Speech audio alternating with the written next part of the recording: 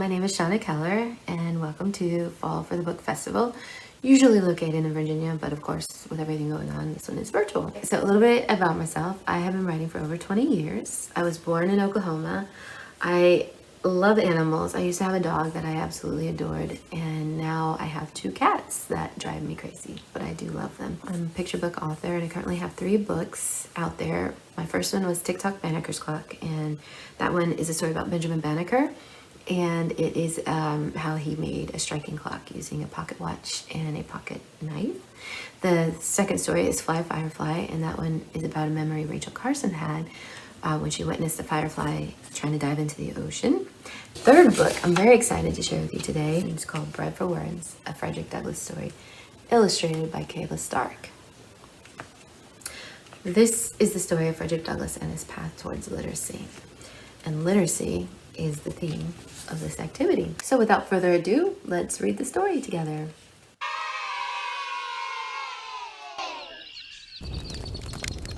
Bread for Words, a Frederick Douglass story written by Shana Keller, illustrated by Kayla Stark. I know where I was born, not when. It was Tuckahoe, Maryland. I lived free as a bird near the bay in a small cabin with Grandma. There wasn't a whole lot to do inside our cramped cabin, so I called to the birds, the frogs, the cats, and the dogs. I chirped and barked and squabbled until even the animals couldn't tell if I was one of their own. One day, Grandma told me I would have to leave. Why? I asked. We belong to old master, she said. We are slaves. What does that mean? I thought I belonged to Grandma. They won't teach you a thing but to work, and you won't have a choice. But why am I a slave? I did not want to be told when to work, where to work, how to work, and not have a choice. When we arrived, children ran out to see me. They surrounded me, laughing and teasing me so. Then Grandma left without saying goodbye. I met my brothers and sisters at the great house, but I didn't know them well. Without Grandma, I was too sad to play. On the coldest nights, I slept with a bag used to carry corn.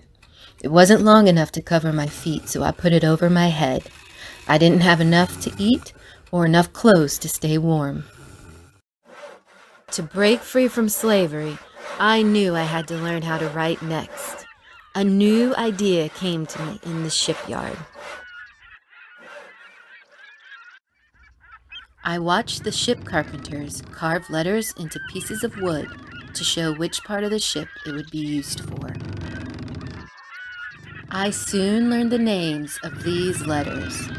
They carved L for larboard, or left side, F for forward, S for starboard, the right side, and A for aft, the stern. With a lump of chalk, I wrote on fences, brick walls, and pavement.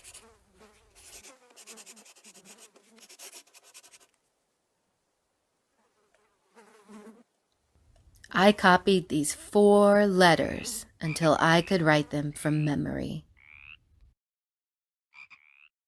I hope you enjoyed the story, and as you can see now, how difficult it was for Frederick Douglass to learn how to read and write. We know that Frederick Douglass copied 4 letters specifically over and over. Those 4 letters were the ones that he saw in the shipyard. Do you remember the 4 letters that he chose? I'll tell you. A-L-F-S. So now that we've read the story, let's see if we can do the challenge. I want you to pick a foreign language, one that you're not familiar with. So pick your language. The language I'm going to use is Finnish. And the reason why is because my great-grandmother is from Finland. So we're going to take 4 letters. And now that we picked out our language, and of course, to the teachers, educators, and parents watching, we have a link for you that you can click on. Based on the method that Frederick used, we're going to test ourselves and see how hard or easy it is to learn 4 letters. We're going to copy them over and over and over and over again. What we're going to do is set the timer for 1 minute for each letter. You're going to need a stopwatch, some paper, pencil or pen, or marker or crayon, or glue stick. So now that we have our letter, we have our language, we have our paper, and we have our writing utensil. We're going to copy these 4 letters, 1 minute per letter, and then I'm going to flip them over, and after I've practiced copying for 4 minutes, I'm going to retrace them from memory, just to see how hard it is, see if I even come close. Okay, everyone, so as you can see, I've printed out my paper. I'm going with the finished script from Suomi, and the first one I'm going to do is I'm going to pick 4 letters, as mentioned, and I'm going to circle them so I can reference them. And I'm going to go with this one, which looks like an A in English down there to me. I'm going to try, it looks like a G. That looks like a fun one to learn. Don't want to forget that little dot there. And then I'm also going to try the the X. It looks like an upside down F, but I'm going to give that one a shot.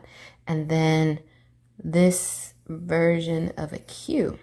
So I circled my 4 letters, and then I'm going to set the timer for 1 minute, and I'm going to trace them again and again and again. So starting now. Here I go. This one kind of looks like a little bit like a J to me.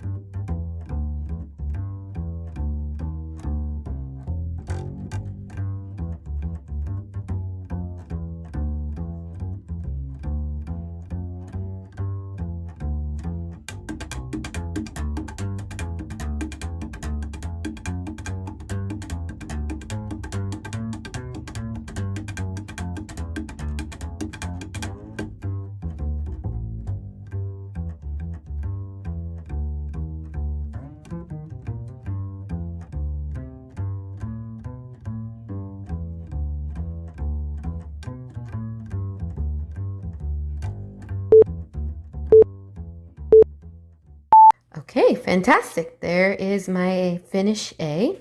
And now the second one, I'm going to set the timer again, and I'm going to write what looks like a G, but in Finnish. So let's start that one. It looks like it goes like this. And then that sticks out just a little bit more, and there's a dot there. Or wait, maybe the dot goes here.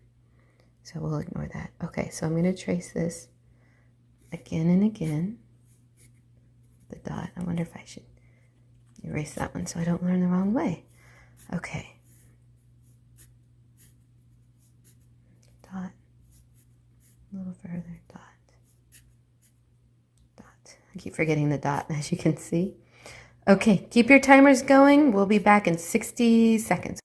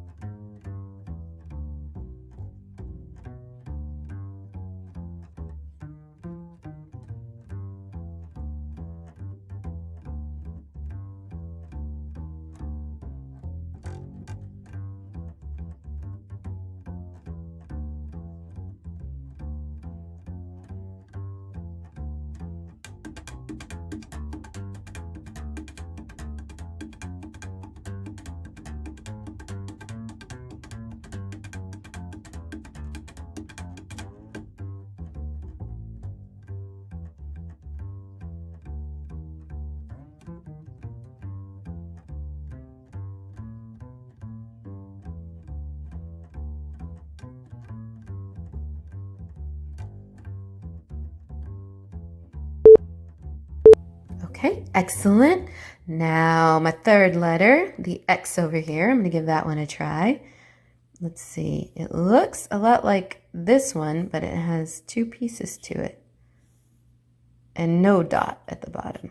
Okay, I'm not sure the proper way to write it, but I guess Frederick wasn't sure of the proper way to write either, so he just had to teach himself by copying.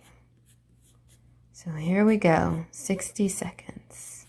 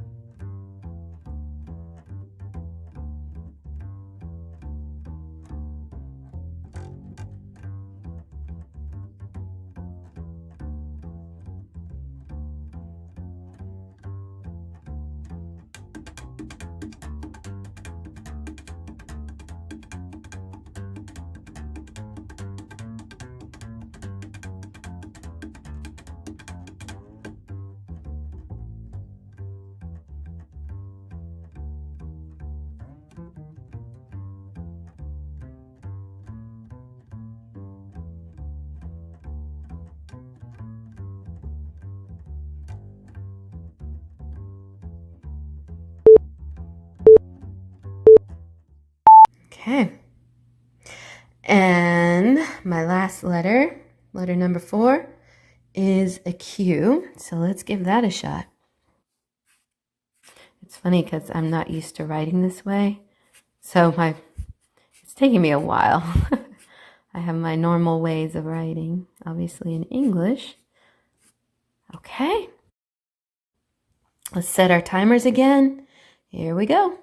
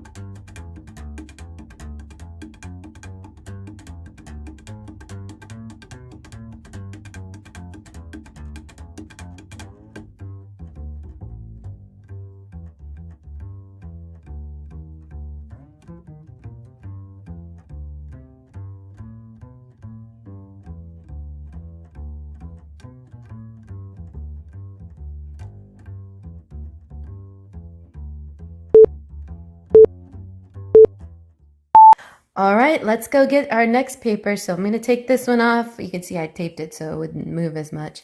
And now I'm going to go get the other sheet. Be right back. Okay, we're back. And as you can see, I printed out a fresh paper, put the other one upside down, and now here goes. Let's see if I can remember my 4 letters. This one was the strange one with the dot. I can see how it's a good reminder how when we copy letters again and again, that and that one was reminding me of this one, except I don't think that, I think I made that go too far based on the memory. Okay, and then I remember thinking the other letter I had was a spaceship looking thing, so it's kind of hard writing from the camera too. Okay, that is what I remember writing. G,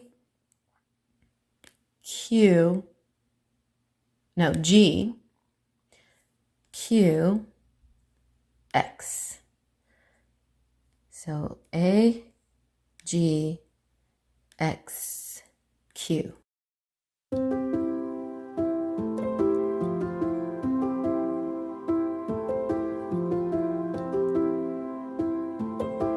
For me, it was a good reminder of how important it is and how much easier it was to learn something from copying it over and over again. It also was difficult because I didn't recognize all the letters, and I was so used to writing in a different way that I had to remind myself to write in a completely alternate way.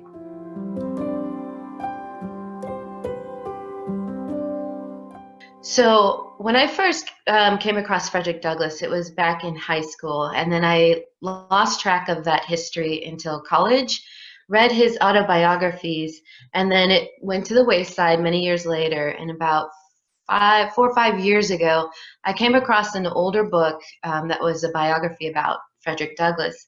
And in there, the author really highlighted how Frederick Douglass mimicked a lot of the sounds around him. And so he was able to copy animal sounds. He was able to copy different accents. So he could sound very educated, even though he was illiterate at the time. And something about that struck a chord with me. And I started picking up all of these picture books about Frederick Douglass, because by then I'd already gotten into writing picture books. And I noticed that it was very similar to the Benjamin Banneker stuff, where they mentioned his illiteracy, but they didn't really focus on how that specific struggle. And the way that he taught himself, I think, is so incredible. Having the bravery to ask the kids around him for help. Going back to when I read his autobiographies in college and how all of this seemed to have been missing from the picture books of time. So the idea came to me that why not write an autobiography style book where I can use his own words that kids can have access to it and learn about him long before waiting until college?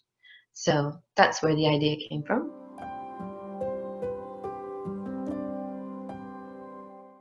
It was really incredible that Frederick Douglass realized he could teach himself. And that's something that every child should know they have the ability to do, especially in today's world. You know, Frederick was limited to the carvings that he saw in the shipyard. He was limited to a copybook that the young boy that he was in charge of, he walked to school. So he had minimal resources, but he used what he had around him. In today's world, we have Google, we have YouTube, we have virtual teachers, virtual friends, tons and tons of video games that teach certain skills. So there's a lot of ways that kids, if they're interested in something, if they really want to learn about it, and maybe parents or friends or siblings don't have the time to teach them, there's so many innovative ways that kids can go out and learn themselves and get started. One of the things that I thought was really neat and is important to learn or to know about Frederick Douglass and the way that he initiated his own learning and his own lesson planning is that kids today, even if we don't have somebody that you can rely on or that's there that can teach you all the time, you can still do it yourself. And it's very empowering to know that whatever you want to learn, it's available, whether it's the library, internet, YouTube videos, movies, music. A lot of kids are learning on their own in today's world, in today's virtual world.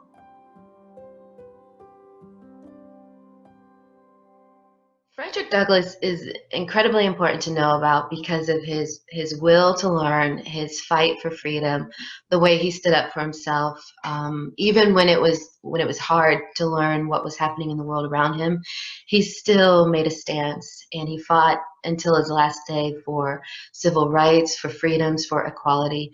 Frederick Douglass was also one of the most photographed men of the 19th century, or persons in general.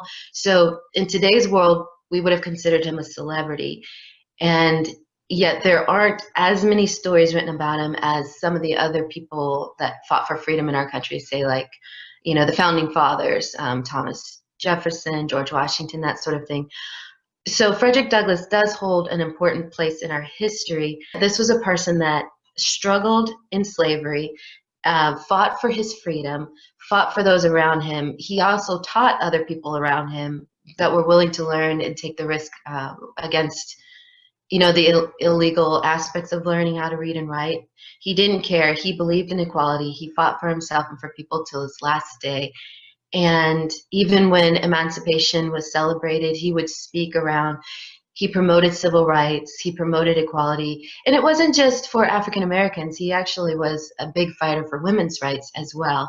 So Frederick Douglass he initiated his fight for freedom by fighting for his own right to learn how to read and write. And he had the help of the people around him, and he wasn't afraid to ask for help. He wasn't afraid to use what was available to him at the time. The carvings in the shipyard, the copybooks from the students around him, and practicing with chalk on a sidewalk. So he didn't have much, but it didn't stop him. And that's something that I think a lot of that a lot of students today can learn from, his determination and his perseverance, which led to him being one of the most famous activists, still today, one of the most photographed men of the 19th century, or people of the 19th century. And in this way, we're honoring his fight for freedom. We're honoring the fight for equality, especially in today's environment. And we're honoring his ability to initiate his own education. That's something that we can all take from knowing about Frederick Douglass' story, is that if there's anything you want to learn about or you're interested in, you can go for it. Nothing will stop you. So thank you all for coming. I really hope you enjoyed the activity. I hope you learned a little bit about Frederick Douglass and are inspired to learn more about your own interests. And I hope you all have a safe school year.